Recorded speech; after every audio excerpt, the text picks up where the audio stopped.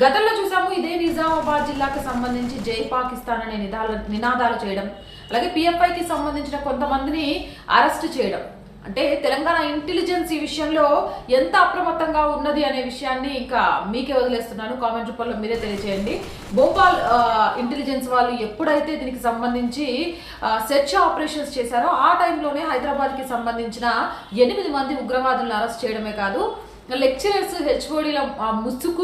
హెచ్ఓడిస్ల ముసుగులో ఎలా విద్యార్థుల భవితవ్యంతో ఆడుకోవాలి అని చూశారు అనే విషయం చాలా క్లియర్గా అర్థమైపోయింది. ఇక్కడ కేరళ స్టోరీస్ కి సంబంధించి నిజామాబాద్, భైన్సా లాంటి కొన్ని ఏరియాలలో ఈ సినిమాను బైకాట్ చేయాలని చూశారు. కానీ ఎప్పుడైతే ఈ సెర్చ్ ఆపరేషన్ జరిగిందో 3 హిందూ అబ్బాయిలు కన్వర్ట్ అయ్యి ముస్లిమ్స్గా ఎలా ఉగ్రవాద శిక్షణ తీసుకున్నారు అంటే 8 మందిలో 3 కన్వర్టెడ్ వాళ్ళే ఉండడం కేరళ స్టోరీస్ కి సంబంధించి వాస్తవం లేకపోలేదు అనే